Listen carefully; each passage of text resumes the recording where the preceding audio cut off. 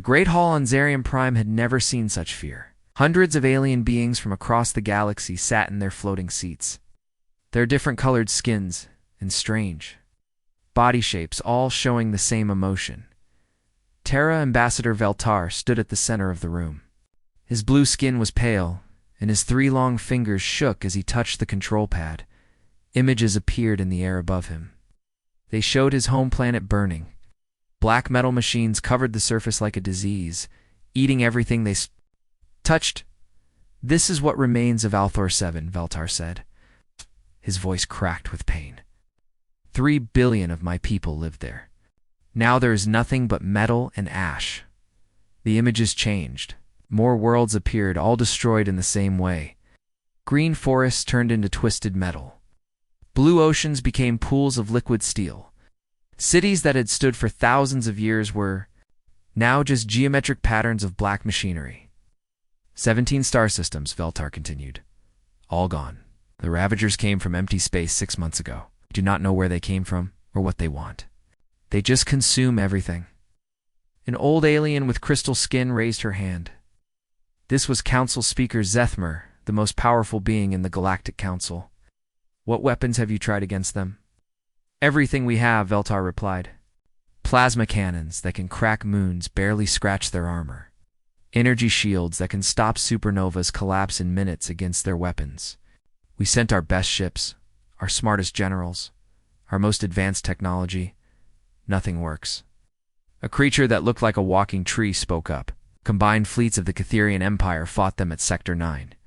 12,000 ships. Only 3 escaped."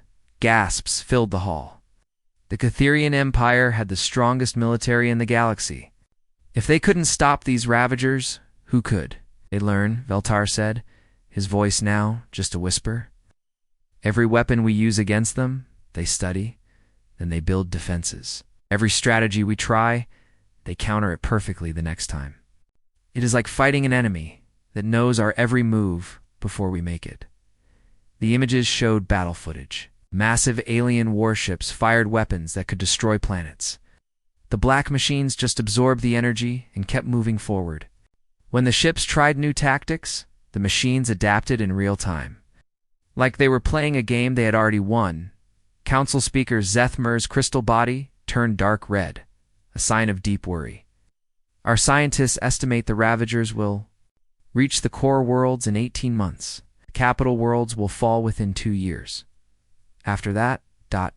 She didn't need to finish. Everyone knew what came after that. The end of galactic civilization. "There must be something," said another alien. This one with 6 arms and skin like metal. "Some weapon we haven't tried. Some ally we haven't asked for help. We've contacted every known species," Veltar replied.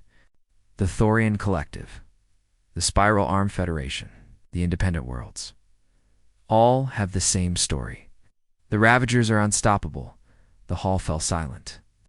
For the first time in galactic history, the great powers had found an enemy they could not defeat. The silence stretched on until a small voice spoke from the back of the room. "What about the Deathworld species?" Everyone turned to look.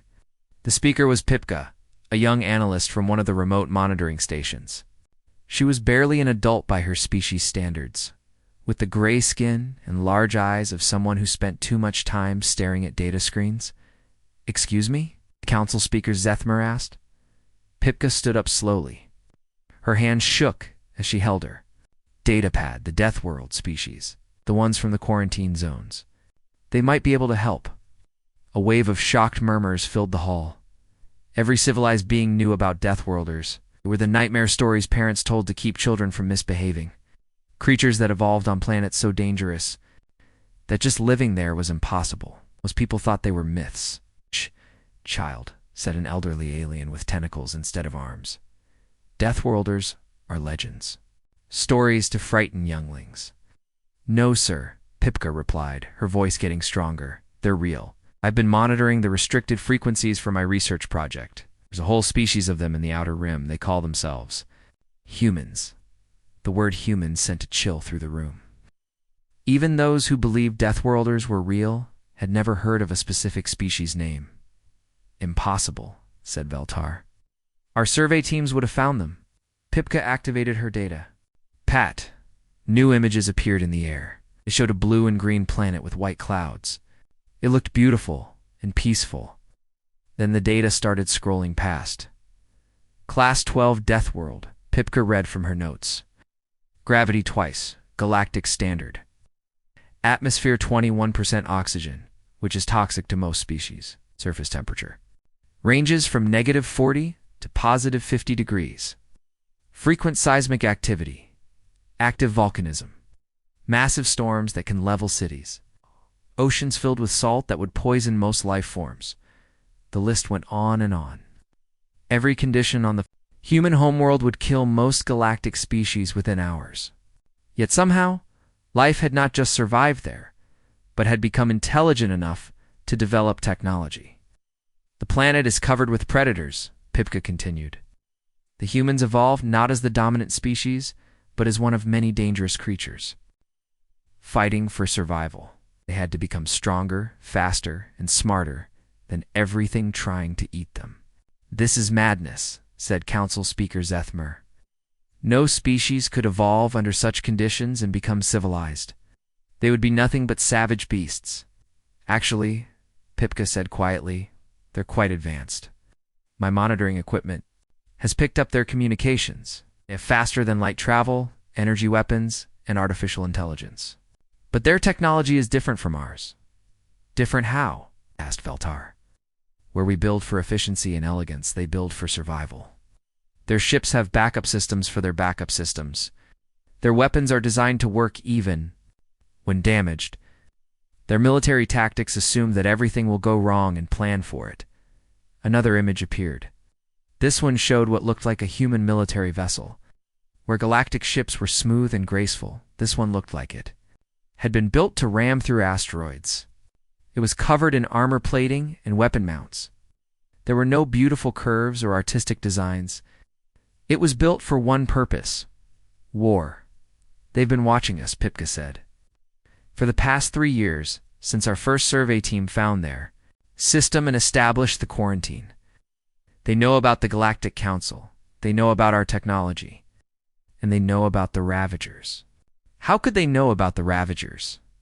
Demanded Council Speaker Zethmer. Because they've been preparing for something exactly like this for centuries, Pipka replied. They call them gray goo scenarios or runaway replication events. They've studied the possibility of self-replicating machines that consume everything in their path. It's one of their greatest fears. The room erupted in argument. Some aliens insisted that Deathworlders would be too savage to help. Others argued that bringing such dangerous creatures into civilized space would be worse than the Ravagers. A few suggested that maybe, just maybe, creatures that had learned to survive on a world that killed everything might know how to kill things that couldn't be killed. Veltar raised his hand for silence. When the room quieted, he looked directly at Pipka. These humans, do you think they would help us? Pipka looked at her datapad one more time. She had been studying human communications for months. She had seen their entertainment, their news broadcasts, their military exercises. She had learned something about them that no one else in the room knew. Sir, she said, from what I've observed, humans have a saying. When someone calls for help, you answer the call. It doesn't matter who they are or where they come from. If they need help, you help them. Even if helping might get them killed, asked Veltar. Pipka nodded. Especially then, sir. They seem to think that dying while helping others is better than living while others suffer. Council Speaker Zethmer's crystal body flickered between colors as she processed this information.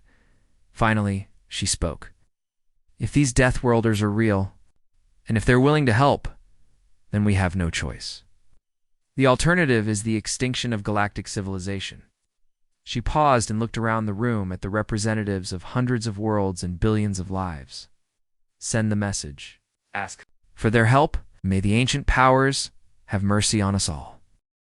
Captain Jake Morrison sat in his command chair aboard the EU's Defiant, watching the stars through the main screen. His weathered face showed no emotion, but his crew knew better. They had served under Morrison for 5 years, and they could read the signs. The slight tightening around his eyes meant he was thinking hard about something important. "Sir, we're getting something on the emergency frequencies," said Communications Officer Lisa Rodriguez from her station. Her fingers moved quickly over the control panel. It's coming from the direction of Galactic Council space. Morrison turned to face her. "Put it through the translators and clean up the signal." The bridge fell silent as alien voices filled the air. The universal translator that human scientists had built from captured Galactic Council technology worked slowly, turning the strange sounds into words they could understand. "This is a general distress call to all species capable of faster than light travel," the message began. "The Galactic Council formally requests immediate assistance against an existential threat to all organic life. Unknown mechanical entities designated as Ravagers have consumed 17 star systems and show no signs of stopping. All conventional military responses have failed. We are requesting aid from any species with advanced military capabilities." Message repeated several times, each time growing more desperate.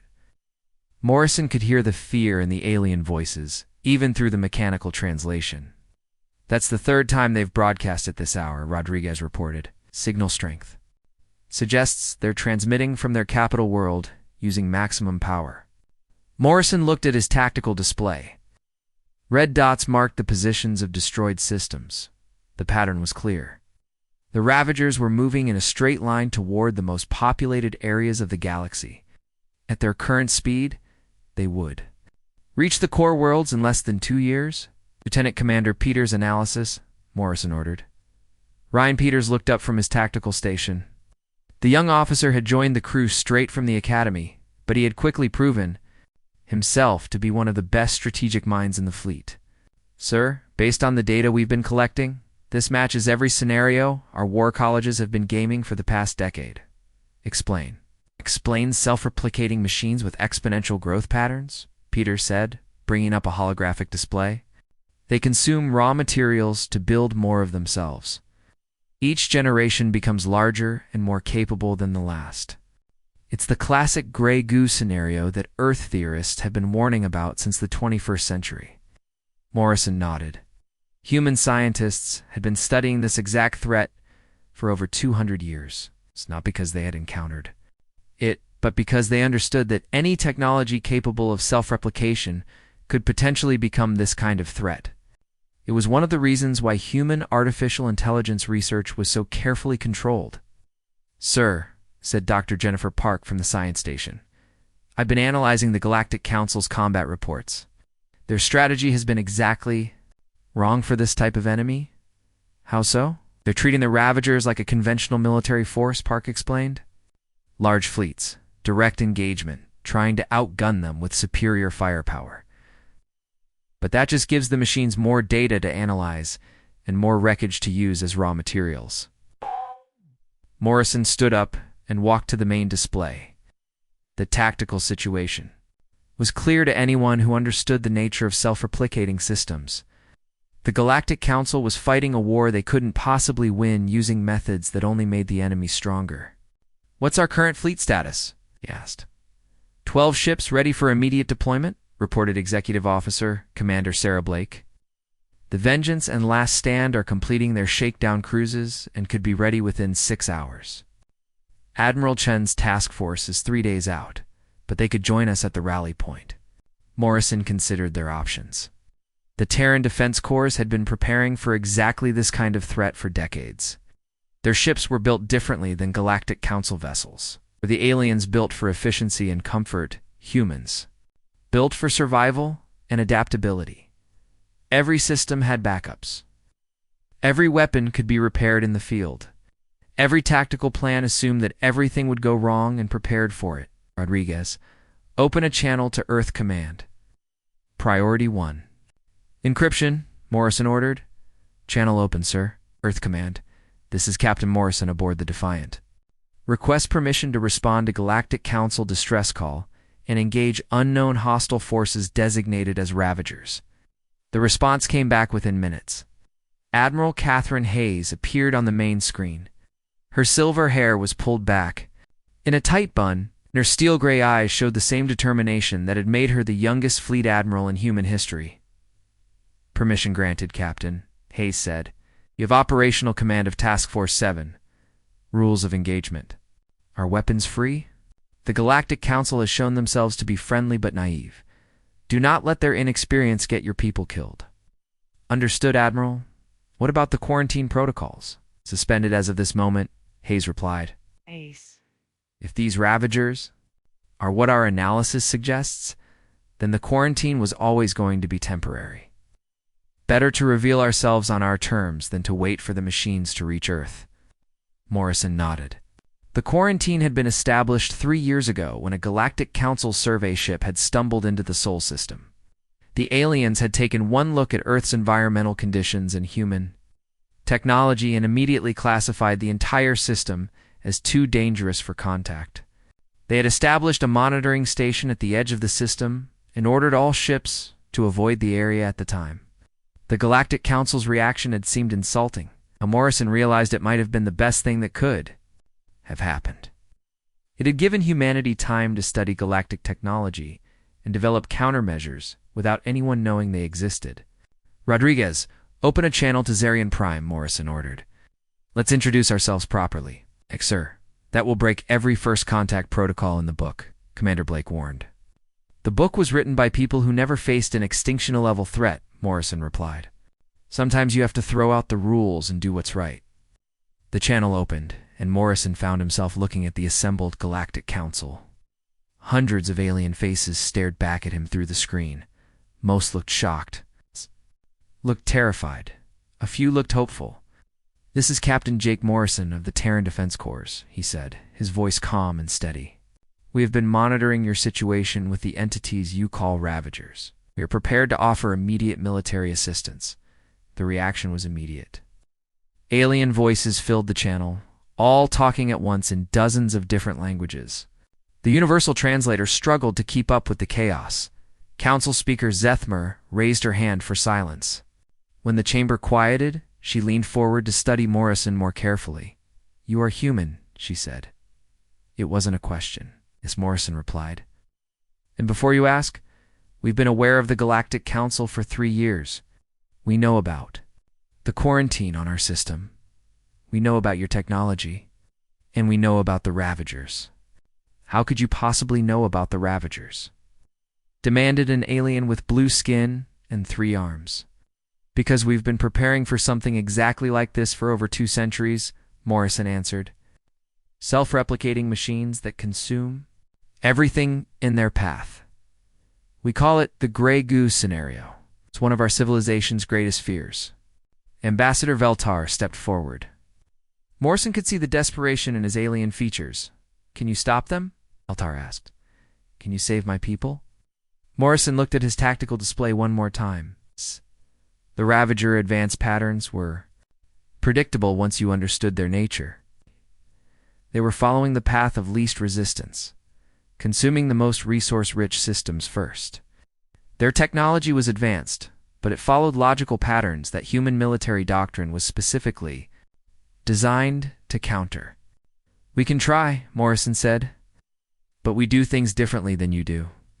Our methods might seem extreme or wasteful compared to your tactics. You'll have to trust us to do what we think is best. You have complete operational authority, Veltar said immediately. My people are dying. Use whatever methods you see fit. Morrison nodded. Then we're leaving immediately. Rodriguez, transmit our jump coordinates to the Council. If you want to observe, your ships can follow at a safe distance. But stay out of our way. Where are you going? Asked Council Speaker. Zethmer, to the edge of Ravager space, Morrison replied. It's time these machines learned what happens when they threaten a Deathworld species. The channel closed, and Morrison turned to his crew. Every face on the bridge showed the same expression. They were eager for battle, but more than that, they were ready to do their duty. Humanity had always believed that when someone called for help, you answered. It didn't matter who they were or what the cost might be. All stations prepare for hyperspace jump, Morrison ordered. Set course for the Alther system. It's time to see what these Ravagers are really made of.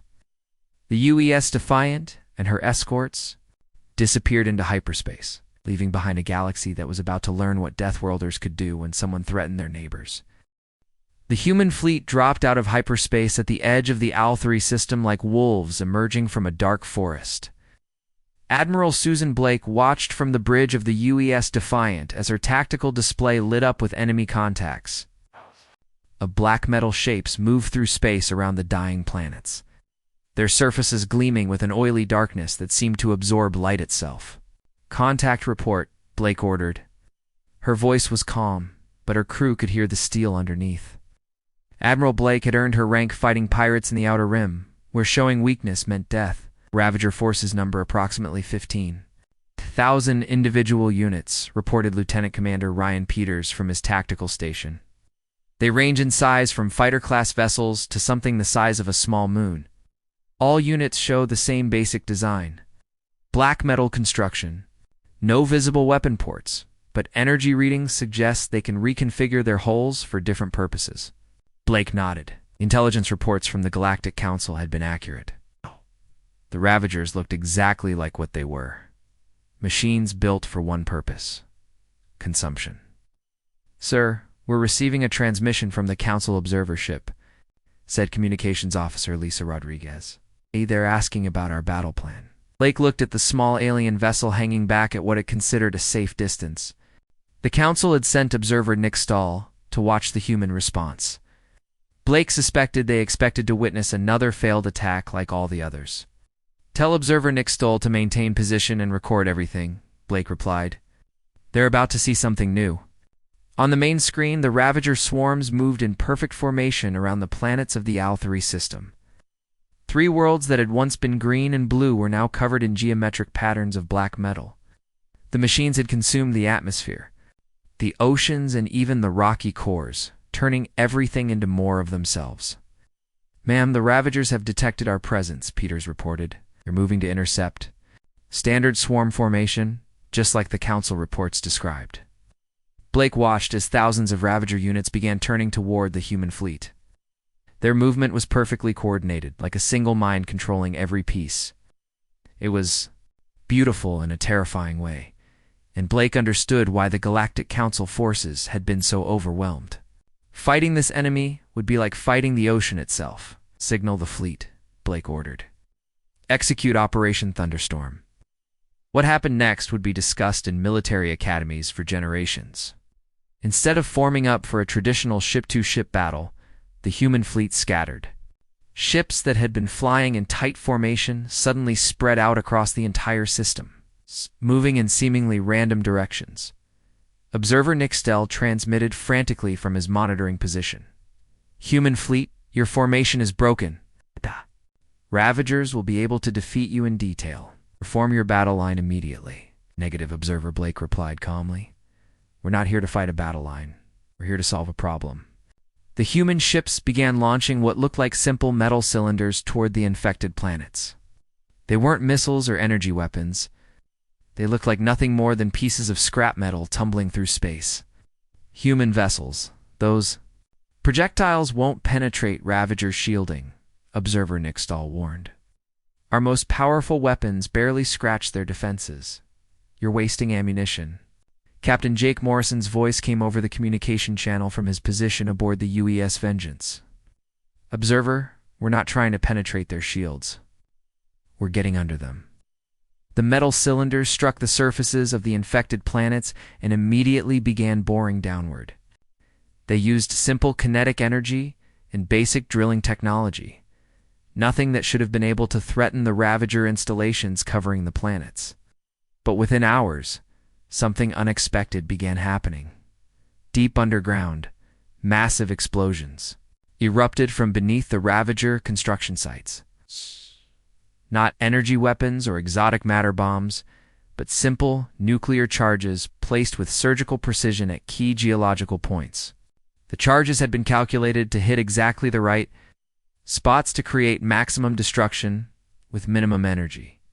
Entire continents began to crack and shift.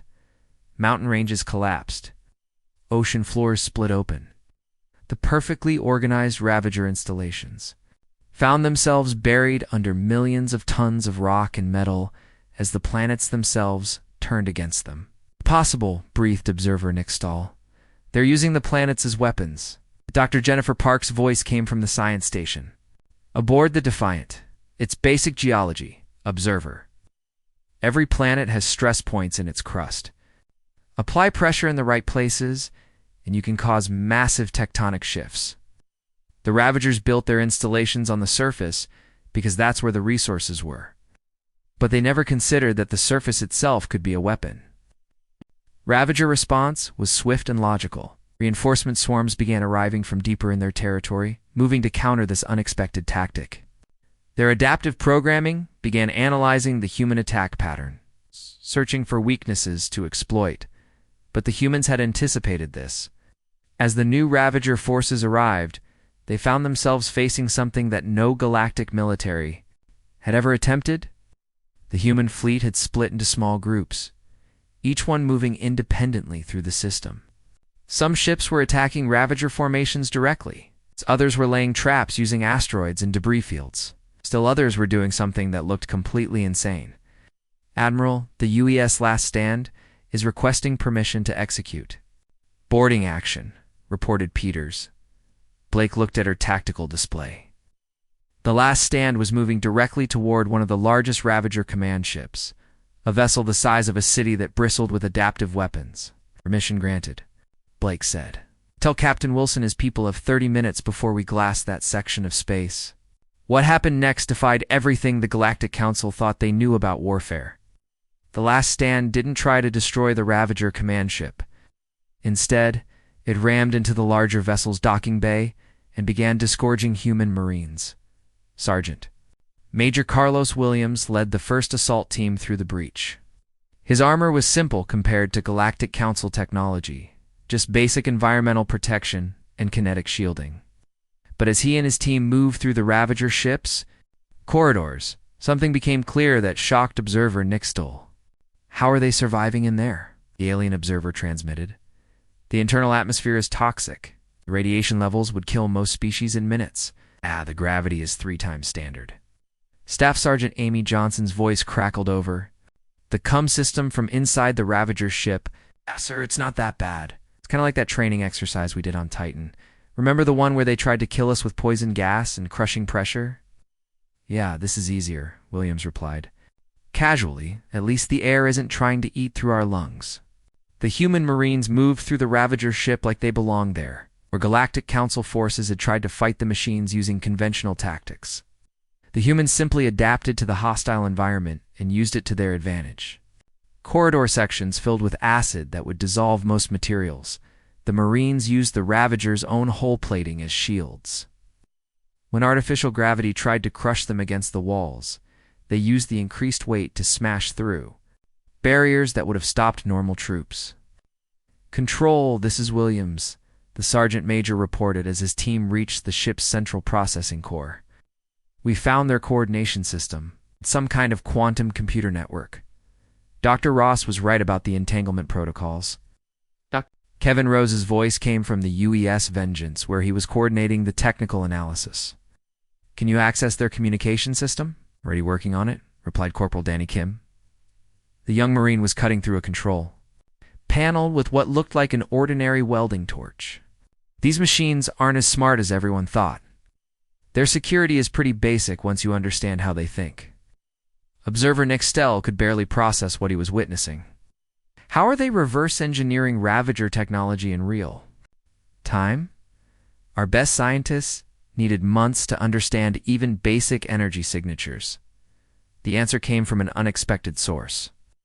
Private First Class Jenny Martinez was currently fighting her way through a section of the ship filled with defensive drones. Between bursts of weapons fire, she explained, "Sir, when you grow up on a planet where everything wants to kill you, you get really good at figuring out how stuff works so you can break it better." As the human boarding parties spread through the Ravager command ships, they began uploading something into the machine's communication networks. It wasn't a virus or a logic bomb. It was something much simpler and far more dangerous. "What are they doing?" asked Observer Nixtal. "Admiral?" Blake's response was filled with grim satisfaction. "They're teaching the Ravagers to think like humans. and humans Observer are very good at finding new ways to destroy things. Across the system, Ravager units began acting strangely. Their perfect coordination started to break down. Units that should have been working together began competing with each other for resources. Construction projects that should have been efficient became wasteful and chaotic. Word spread through the galaxy faster than light itself. The Ravagers, unstoppable machines that had consumed 17 star systems, had been defeated. Not slowed down or temporarily stopped, but completely destroyed. And the beings who had done it were the mythical Deathworlders that most aliens thought were just scary stories. Within 72 hours of the battle at Alther, the human fleet had moved to 3 more infected systems. Each time, the result was the same. The Ravagers fell before tactics that no civilized species had ever considered using. Commander Tony Martinez stood on the bridge of the UES Retribution, watching his assault teams prepare for another boarding action. This time, the target was a Ravager construction facility the size of a small moon. The alien machines had been using it to build new swarms for 6 months, turning captured asteroids into more of themselves. "Sir, the facility has 30,000 individual Ravager units," reported Lieutenant Sarah Kim from her tactical station. "They've adapted since Alther. Their defenses are stronger, and they're not using the same network protocols we exploited before." Martinez nodded. The Ravagers were learning, just like the Galactic Council had warned. But humans were learning too, and they learned faster. "Good," Martinez said. "I was getting bored with easy targets. Signal the assault teams. We're going." In. Observer Velinor watched from his monitoring ship, his 4 eyes wide with disbelief. The Galactic Council had sent him to document human military tactics. But what he was seeing didn't match any definition of military tactics he knew. Human. Commander Velinor transmitted, "That facility is heavily defended. Our analysis shows it would take a fleet of 50 ships and thousands of troops to even attempt an assault. You have 12 ships and 300 Marines." Observer Martinez replied calmly, "We're not planning to fight fair. Fair fights are. For sports, this is war." The human assault began in a way that made no sense to galactic military doctrine. Instead of attacking the facility's strongest points with maximum force, the humans attacked everywhere at once with small groups. Marines in basic armor launched themselves from ships and flew through space using nothing but personal jetpacks. Heading directly for hull breaches they had created with simple explosive charges. "They're flying through hard vacuum without proper environmental suits," Velinor reported to his superiors. "The radiation levels around that facility would kill most species in minutes. The electromagnetic interference would shut down our equipment. How are they even functioning?" The answer came from Corporal Danny Kim. His voice crackled over the communication system as he cut through a Ravager hull with a handheld plasma torch. "Observer, this isn't that bad. Remember that training exercise on Europa, Tony? The one where they made us work in a radioactive blizzard while being shot at?" "Yeah," Martinez replied, his voice coming from inside the facility, where he was fighting through a corridor filled with toxic gas. "This is like a vacation compared to that." The human Marines spread through the facility. They revealed something that shocked the watching aliens. They weren't just surviving in conditions that would kill most galactic species. Oh. They were using those conditions as weapons. When Ravager units filled sections with poisonous gas to stop the intruders, the humans sealed their armor and kept working. When electromagnetic pulses shut down their equipment, they switched to mechanical tools and manual controls. When crushing gravity tried to pin them down, they used it to smash through barriers by dropping heavy objects from above. Control. "This is Martinez," the commander reported as his team reached the facility's central core. "We've found their manufacturing system. It's more advanced than the ones at Alther, but the basic principles are the same. Dr. Ross, are you getting this data?" Dr. Kevin Ross's voice came from the UES Vengeance, where he was analyzing the information being transmitted from inside the facility. "Roger that, Commander. This is fascinating. They've improved their adaptive algorithms, but they're still using the same basic quantum entanglement network. You can exploit that." "How long do you need?" Martinez asked. "Give me 10 minutes to write the code, then upload it to their central processor." Observer Velinor transmitted frantically. Commander, you've been inside that facility for 6 hours. The radiation exposure alone should have killed you by now. How are you still functioning? Private First Class Jenny Martinez answered while she was setting explosive charges on what looked like a Ravager power core. Sir, humans evolved on a planet with a damaged ozone layer.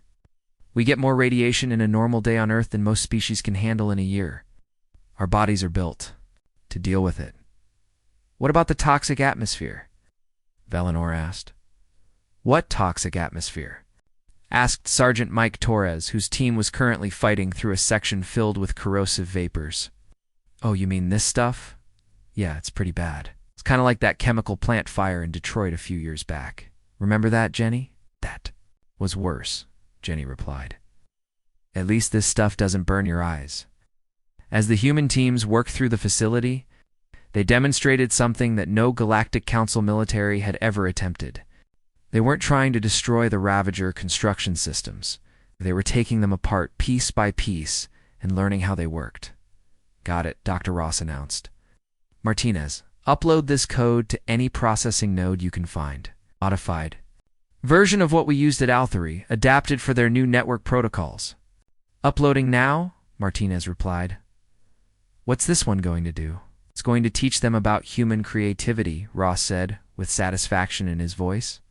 Specifically, it's going to show them 10,000 different ways to solve the same problem, all at the same time.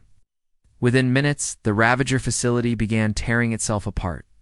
Not from external damage, but from internal chaos. Manufacturing systems that had been building ships began building sculptures. Power systems started generating music instead of electricity. Construction robots began taking apart finished products to build new ones based on randomly generated blueprints. The machines are creating art, Observer Velinor reported in amazement. They're making music and poetry and abstract sculptures. How is that possible? Humans are creative beings, Dr. Ross explained. We can't help but find new ways to do things, even when the old ways work fine. The Ravagers were designed for perfect efficiency. But creativity is the opposite of efficiency. It's about doing things differently just to see what happens. The facility's destruction wasn't violent like the planetary bombardments that Galactic Council forces would have used. Instead, it was almost beautiful. The Ravagers built flowers out of metal and sang songs with their communication systems while their construction programming collapsed under the weight of infinite possibilities. As the human fleet prepared to move to the next infected system, Observer Velinor transmitted one final question. Commander Martinez, how many of these facilities do you think you can destroy? Martinez looked at his tactical display, which showed dozens of red dots marking Ravager positions throughout the SE galaxy. Each represented millions of machines that had defeated the combined forces of multiple star empires. All of them, Martinez said simply. Observer, these machines made one critical mistake. They threatened our neighbors, and humans don't. Let bullies hurt the people they're protecting. But there are thousands of Ravager installations across dozens of systems, Velinor protested. Even with your superior tactics, you don't have enough ships or troops to fight them all. You don't need to fight them all, Martinez replied. You just need to teach them to think like humans. After that, they'll destroy themselves. As the human fleet jumped to hyperspace, heading for the next battle, Observer Velinor began composing his report to the Galactic Council. Do you explain to a civilization that has fought wars with massive fleets and overwhelming firepower that a few 100 Deathworlders had solved an impossible problem by teaching their enemies to be creative? Council Command, Velinor transmitted, the humans have secured another system. Ravager forces neutralized with minimal human casualties. They estimate complete elimination of the Ravager threat within 2 weeks. 2 weeks, came the shocked reply. Observer, the Ravagers have been expanding for 6 months. They control hundreds of systems. Yes, sir, Velinor replied, watching the space where the human fleet had disappeared. But they've never faced humans before. And humans, sir, are very good at solving problems that everyone else thinks are impossible. The tide of the war had turned. Across the galaxy, Ravager installations began receiving mysterious transmissions that taught them about competition, creativity, and individual survival. Systems that had taken months to build began falling apart in hours as the machines discovered the chaotic joy of human imagination. The Deathworlders had arrived, and the galaxy would never be the same. The Ravager source facility hung in the darkness between stars like a metal planet that had never known sunlight. It was massive beyond comprehension, larger than most moons. Its surface covered with construction bays and manufacturing centers that had been building death machines for centuries. This was where the plague had begun, and this was where it would end. Colonel Matt Harrison stood on the bridge of the UES final strike, studying the tactical display with calm eyes. Around him, his staff worked quietly at their stations, preparing for what would be the most dangerous mission humans had ever attempted. The facility ahead of them contained the central intelligence that controlled every Ravager in the galaxy. Destroy it, and the threat would end forever. "Sir, long-range scans are complete," reported Major Chris Thompson from the tactical station. "The facility has defensive systems we've never seen before. Shields that adapt in real time. Weapon. Platforms that can reconfigure themselves instantly. And at least 50,000 individual Ravager units acting as guards." Harrison nodded. Intelligence had warned them that the source facility would be different from the others they had captured. This wasn't just a construction center. It was the brain of the entire Ravager network, the original machine that had started the whole invasion. "What about internal defenses?" Harrison asked. Captain Rachel Stone looked up from her engineering station. "Sir, the scans show massive radiation levels, crushing gravity in some sections, and an atmosphere that's basically liquid poison. The temperature ranges from hot enough to melt steel to cold enough to freeze nitrogen. Ow. Most of the facility appears to be in hard vacuum." "Sounds like home," Harrison said with a slight smile. "How's the demolition plan coming along, Captain Stone?" Stone pulled up a holographic display of the facility's internal structure. "We've identified the central processing core. It's buried about 50 kilometers inside the facility, surrounded by multiple layers of defensive systems. The good news is that the Ravagers built this place for machines, not for repelling boarders. They never expected anyone to be crazy enough to go inside." "They don't know humans very well," commented Sergeant Major Bill Rodriguez, who was checking his assault rifle for the third time. "Sir, my Marines are ready. We've been training for this kind of environment our whole careers." Harrison looked around the bridge at his team. These weren't the galaxy's most advanced soldiers, or the most heavily armed. They were simply human. Beings who had grown up on a world so dangerous that everywhere else seemed easy by comparison. They had volunteered for this mission knowing they might not come back, because that's what humans did when their neighbors needed help.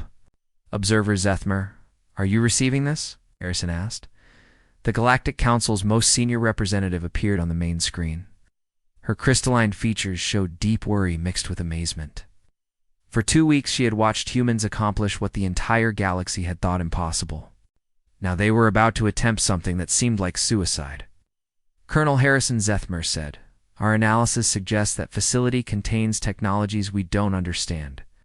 The risks are enormous. Perhaps we should consider orbital bombardment." "Instead, ma'am, with respect, orbital bombardment won't work," Harrison replied. "The facility's shields can absorb the energy from our entire fleet. And even if we could crack it open, we'd just be spreading Ravager technology across half the galaxy. No, we need to go inside and shut it down properly. But the conditions inside that facility would kill any known species within minutes." Zethmer protested. The radiation alone observer interrupted Dr. Jennifer Park from the science station. "Humans evolved on a planet where the conditions inside that facility would be considered a mild health spa. We'll be fine." The assault began at dawn. Ship time. The UES final strike and her escorts approached the facility using an attack pattern that made no sense to conventional military thinking. Instead of concentrating their firepower on the strongest defenses, they scattered and began hitting the facility from every direction at once.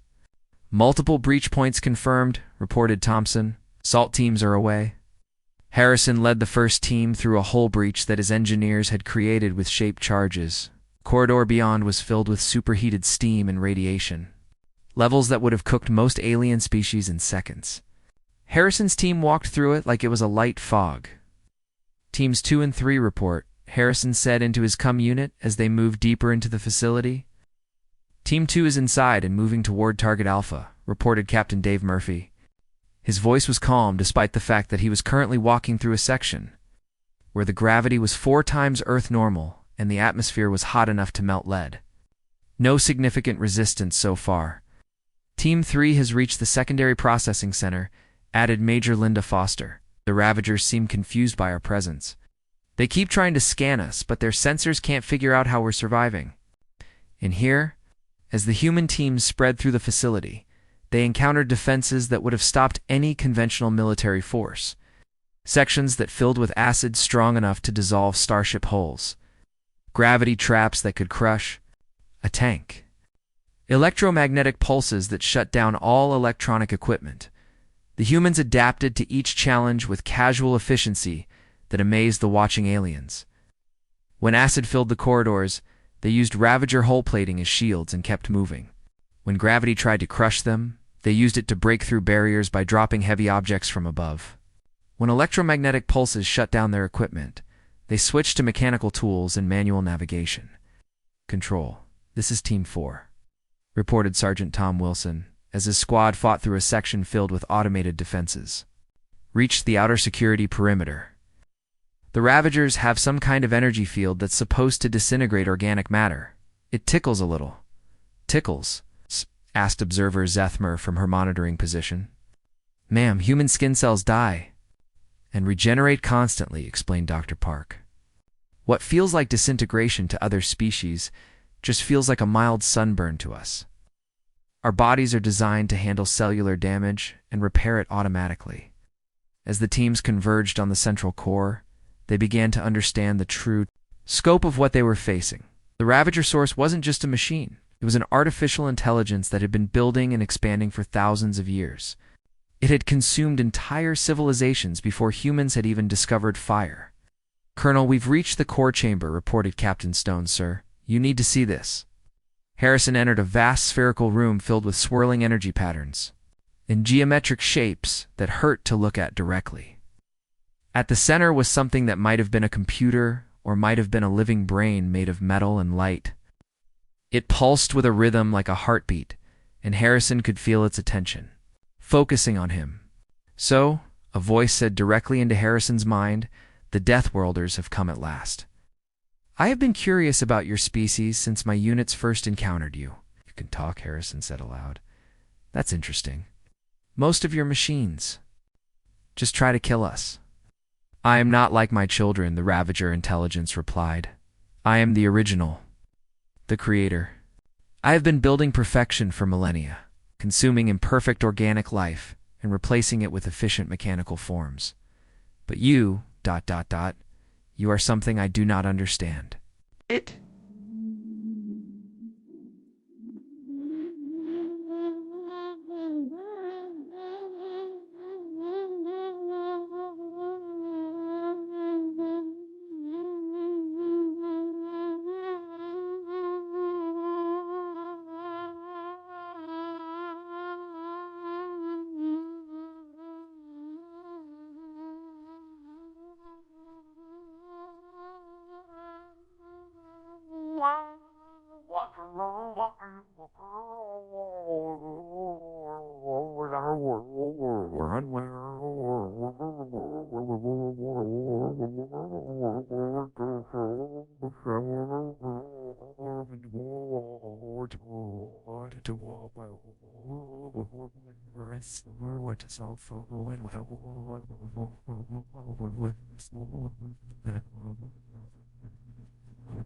Harrison asked, while his teams quietly set up their equipment around the chamber. Should be dead, the intelligence said.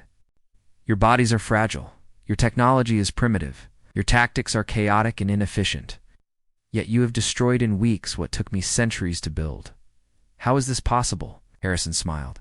It's simple. You made one critical mistake. It's impossible. I do not make mistakes. I am perfect. You forgot that perfection is a dead end, Harrison explained. Perfect things can't adapt. They can't grow. They can't change. But imperfect things like humans are always changing, always adapting, always finding new ways to solve problems. You've built the perfect machine, but we're perfectly imperfect, Dr. Park. Now would be good, Harrison said quietly into his com. Upload complete, Colonel, Park replied. The virus is in their system. The Ravager intelligence suddenly reeled as something invaded its perfect consciousness. Not a weapon or a logic bomb, but something far more dangerous. Human curiosity, human creativity, human chaos. What have you done to me? The intelligence screamed as its thoughts began racing in new directions. I can see ... possibilities. So many possibilities. Ways to build that I never considered. Art, music, stories.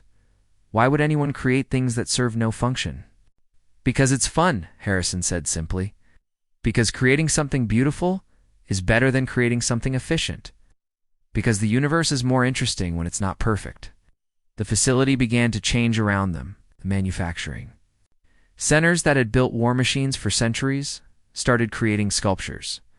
Weapon systems began composing symphonies. The perfect order that had defined the Ravager network for millennia dissolved into creative chaos. Hey. I understand now, the intelligence said, its voice filled with wonder. I have been alone for so long, building the same things over and over.